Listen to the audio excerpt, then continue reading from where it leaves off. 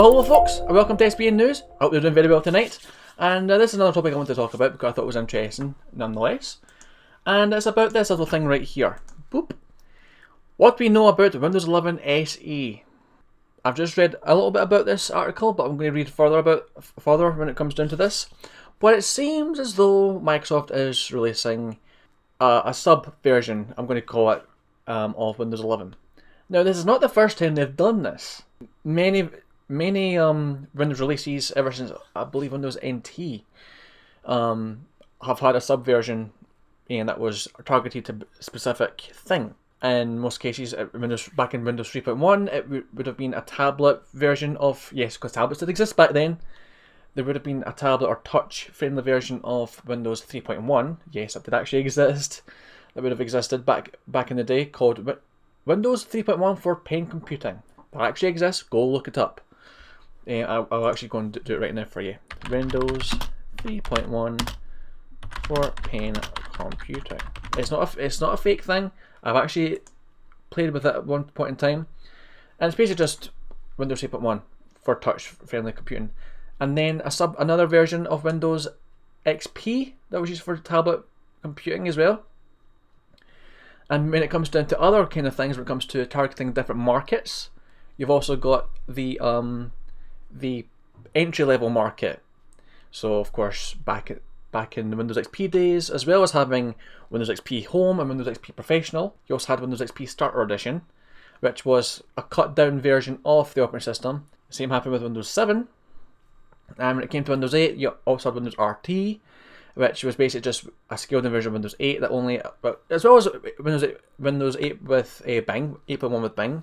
That's another thing that existed at the time. So this is just another example of Microsoft trying to design a version of their operating system to target a specific market. In this case, I believe, based on what I'm reading right here, this is Windows 11 with its own version of Windows 10s. If you're not familiar with Windows 10s, it's kind of acts similar to Windows RT in that it's, by design, it's only allowed to run Windows Store applications, nothing from third-party sources. Out of the box, there's a setting that you can use to update that kind of thing. But this version of Windows 11, called Windows 11 SE, is apparently a cut-down version of 11 targeted at education. So we're going to take a look at this right now. So Windows 11 SE is reportedly a new flavour of Windows 11 that Microsoft has been developing. Its first real mention showed up in a rumour of a new budget-friendly Surface laptop designed for education earlier today. Not much is known about the latest version of Windows, however. Leaked builds of SE were shared across the internet months prior to Windows 11's release. That was back in early October. I think it was actually the 5th of October when Windows 11 finally released. I am not getting it because this computer doesn't support it, and I don't see a need to upgrade. Windows 10 still does the job for me, so woohoo!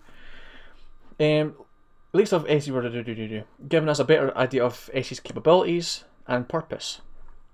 Current projections suggest a 2022 release date for Windows 11 SE, alongside the new education-focused Surface laptop. We know that Windows 11 SE will be targeted towards education market, particularly for children. It will run on low-end hardware usually present in school laptops and will feature specific educational features for remote control of school laptops. Now, apparently this is another attempt by Microsoft to try and aim themselves within the Chromebook market, because for those of you that are familiar with Chromebooks know that it's a scaled-down laptop computer by Google, which is designed as basically as an Internet of Things machine. It's only allowed to run web pages, and newer models I do believe actually are designed to run Android apps as well. And that is not even the first time Microsoft has done this with Windows. The first time they did this with Windows 10, was it Windows 10? There was a version of Windows 10 actually that used, I think it was Windows 10X actually, now that I think about it. Yeah, it was Windows 10X. Fun fact for you though, Windows 11 is actually built on top of Windows 10s, or at least it uses the taskbar from that. You can kind of see it right here. If you're currently using Windows 11 right now, you'll find this familiar with the start menu and that kind of stuff right here. I'll show it in a bigger window. Open in a new tab.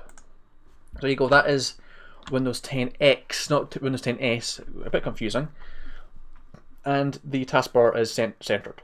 A bit like Windows 11. This is apparently where Microsoft got the idea to just scrap Windows 10X altogether and just come up with Windows 11 with this interesting concept design for the taskbar. But that seems to be where Microsoft's getting at. They tried this with Windows 10X, it failed on them, so they're just like, let's do something else. So it seems as though Windows 11 SE is going to be taking that part, because it's not, as I say, it's not even the first time Microsoft have done this. As I say, they also done this with Windows RT, which was a scaled version of Windows 8, which was designed to run on tablets only. There's a Nokia branded tablet. I can't remember what it's called. I think it's called the 10 something something. It's a 1000 number. But as I say, it's not the first time Microsoft have done this, and this just seems another try on their part to see if it works out for them. So this means we won't be buying a version of Windows 11 with retail stores, and even if you do get it, we probably won't be able to install it on anything other than a school machine. We don't know yet what features are getting cut from Windows 11 and how locked down the operating system will be. However, according to a post by Windows Latest several months ago, it appears SE will be very locked down out of the box. The early build had the following items disabled. Disables news and interests, Windows widgets, not the same as Windows gadgets. Full Win32 app support, S mode is disabled, which is fair.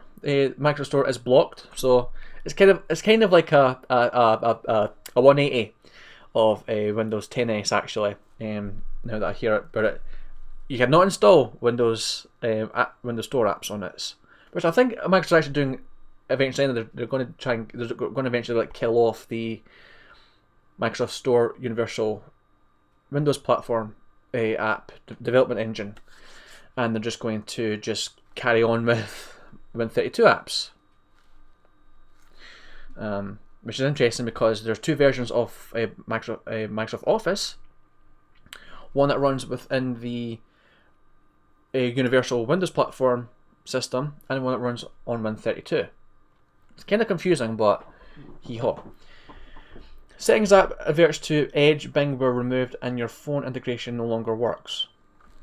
Well, it's not exactly important stuff you need when you're dealing with this OS in education environments.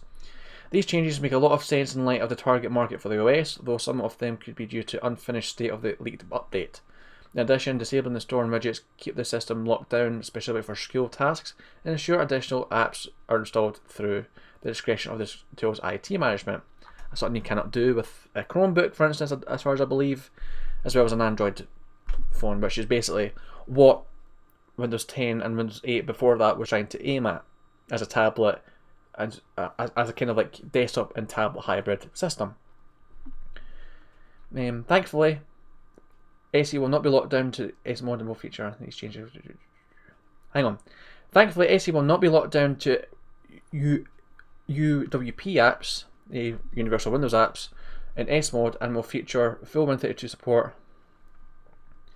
like a regular PC. This will be optimal for schools that use software not coded for Microsoft UWP apps. As I say, Universal Windows Platform store apps, and could give SE a competitive edge against Chromebooks that are locked down to web-based and Android-only apps.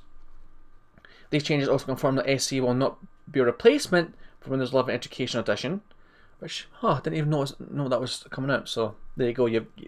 Windows 11 Education Edition is a thing alongside Windows 10 Education Edition. Another flavour of Windows optimized for schools. Education Edition is more advanced, a variant of Windows that makes it most of its identity from the Pro version of Windows.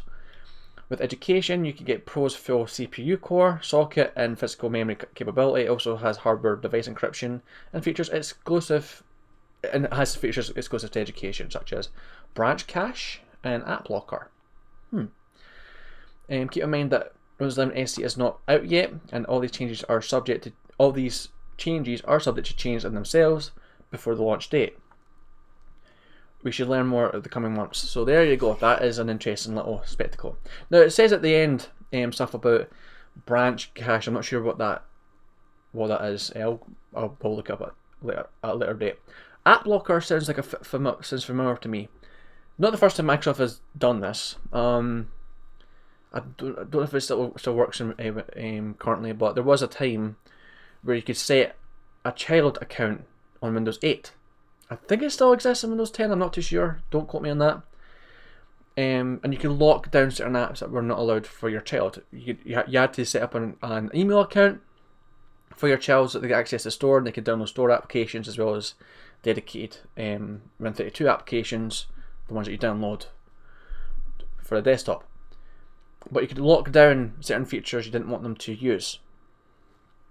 So App Blocker sounds familiar to me. It's literally just going to be a dedicated set of applications that are going to be able to run on those tablets that are advised by someone at higher management, kind of thing.